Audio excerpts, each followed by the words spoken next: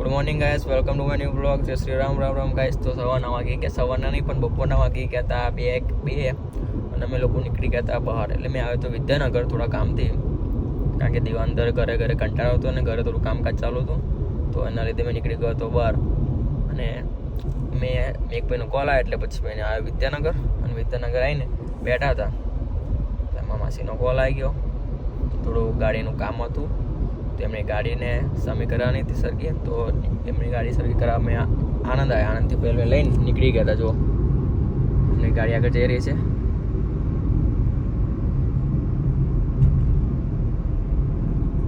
એમની ગાડી આગળ જઈ રહી છે. એમને થોડું કંપનીમાં થોડું કામ છે, ગાડી રિપેર કરવાની છે, એટલા માટે. તો હવે મેં આ ગાડી ચાલે, મેં એક બે પેલી ગાડી ચાલવે છે. અને માસા આવી રહ્યા છે તેથી ભરૂચથી.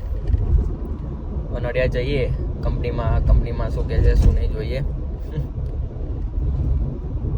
અને તો કાલના બ્લોગમાં કઈ મજા આવી એમ તો કહીશ. અત્યારે તો આપણા સબસ્ક્રાઈબર બેઝ થયો છે 200 પકવા છે. તો 500 સબસ્ક્રાઈબર કરી દો ફટાફટ. 500 સબસ્ક્રાઈબર કરી દો, પછી એક હેવી આવશે એમ. તો બધાએ જોવાનું અને બધા સ્કીપ કર્યા વગર અમારા બ્લોગને જોવાના ગાઈસ. તો થોડી અમને બી એ મળે એમ કે ના, કોઈ અમારી પબ્લિક અમને વિડીયો જોવે છે નહીં. અત્યારે ગુજરાતીમાં ચાલુ છું, પછી હિન્દીમાં ચાલુ કરીશ, કેમ કે હજુ આપણા ગુજરાતના જ બધા મીન્સ કે હજુ ગુજરાતનું કોઈ જોતું નહીં, પણ આપણા ભાઈઓ જ જોવે છે બધા બ્લોગ. હજુ બહારનું તો કોઈ જોતું નહીં, કે આપણા અંદરના ભાઈઓ બ્લોગ જોવે છે. એમના માટે દિલથી આભાર. અત્યારે બી મસ્ત શ્રાવણ મહિનો ચાલી રહ્યો છે, મહિનો. આજે થોડું જવાનું હતું મારે એક કામથી LMS કે કોલેજમાં. મને બોલાયો હતો પણ મેં નહીં ગયો, કેમ કે મારે આ રિસન્ટલી પ્રોબ્લેમ આવી ગયા, તો મારે જવું પડે એવું હતું. એટલે ત્યાં કોલેજમાં બી આનાથી નહીં જવાતું, કેમ કે ત્યાં એક પાર્ટી હતી, એમ ફેસ્ટિવલ પાર્ટી. કે શું કે હમણાં ખાઈ નહીં ભાઈ, આપણે ઇંગ્લિશ બધું આવડતું નહીં, એટલા માટે તો પાર્ટી હતી. તો ત્યાં બોલાયા હતા પણ આપણને જવાયું નહીં, કેમ કે મારે આ થોડું કામ આવી ગયું એના માટે. બીજું કંઈ નહીં, જઈ રહ્યા છે હવે. જોઈ શકો છો થાર કે જઈ રહે 4x4 થાર છે ભાઈ. થાર આપણે થાર વધારે ગમે મને બધા. હા ભાઈ, જા વાંધો નહીં, તારા માટે રસ્તો ખાલી જ છે, આખો રસ્તો તો ખાલી છે. હું હોર્ન મારતો હશે, મને એ નહીં ખબર પડતી કે રસ્તો ખાલી હોય છતાં પણ હોર્ન મારવા એ જરૂરી છે, બિનજરૂરી છે ને ભાઈ. તો ખોટા હોર્ન શું કામ મારવાના? ગાડી એવું કહેતા હશે કે ગાડીવાળા કહેશે બાપા ગાડી કહેતી છે, હું કંટાળી કે તમારે જો ફેરી કહેશે. હવે કંઈક દૂર જઈએ, ટ્રીપ મારીએ તો બ્લોગ બનાવીએ મસ્ત એવો મસ્ત, અને એમાં બી મજા આવે બ્લોગમાં.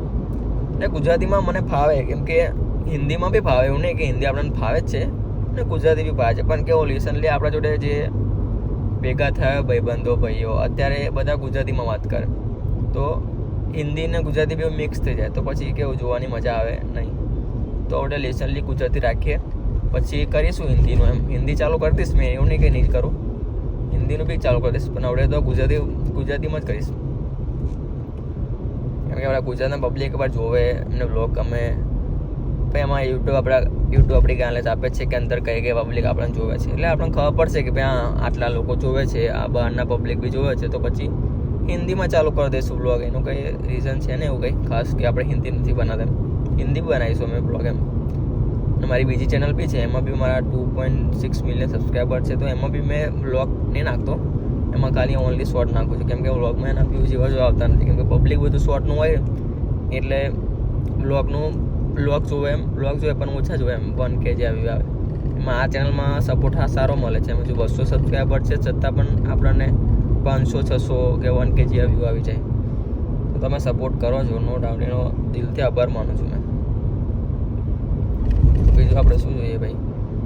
અત્યારે તો 200 છે, પણ આવનારા સમયમાં 1000 હશે, પછી મિલિયન હશે. એટલે હાર નહીં માનું મેં. દિલ્હી બ્લોગ બનાવીશ છો ને, ભલે ને વ્યૂ ઓછા આવતા, વ્યૂ 100, 200, 300 વ્યૂ આવે ને, પણ એક ટાઈમ એવો હશે કે મૂકીશું તો વ્યૂ સારા આવશે. એટલે હાર જિંદગીમાં કોઈ દિવસ હાર નહીં માનવાની કે ભાઈ આપણાથી નહીં થાય, આ વસ્તુ મારાથી નહીં થાય, આ વસ્તુ નહીં કરી શકું. જિંદગીમાં એવું કોઈ કામ નથી કે આપણે જેને ના કરી શકીએ. બધા જ કામ એવા છે કે આપણે કરી શકીએ. એટલે હાર નહીં માનવાની કોઈ દિવસ.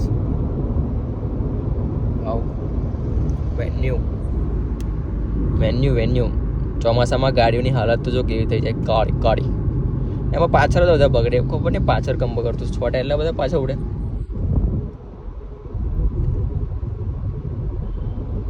પાછળ ગાડીને છોટા ઉડો રીઝન શું હશે મને નહીં ખબર. તમે મને કહેજો કે રીઝન શું છે. જો આપણી બાજુ વરસાદ હતો, આ બાજુ વરસાદ, આપણી બાજુ વરસાદ હતો ફૂલ આણંદમાં વરસાદ આજે ફૂલ પડ્યો. આ સર વરસાદ ચાલુ છે, એટલે ચાલુ નહીં પણ પડીને બંધ થયો ડેમ. તાપ કેવો કરે તમે જોઈ શકો છો.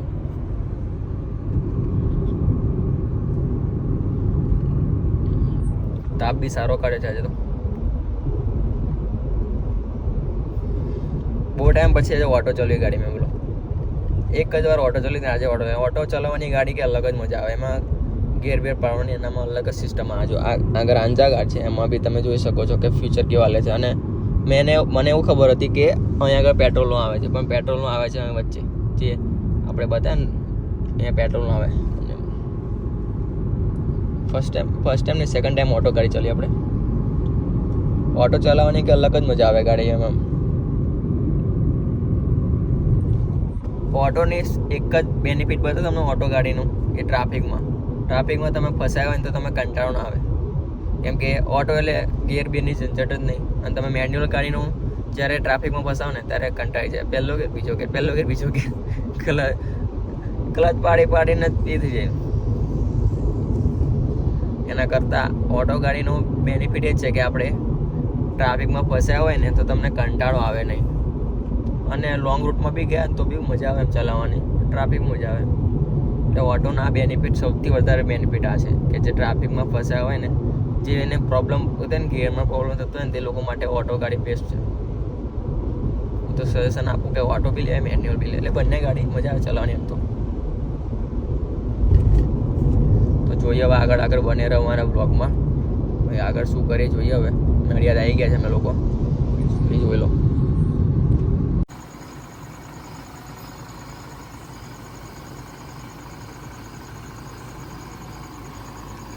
આગળ ને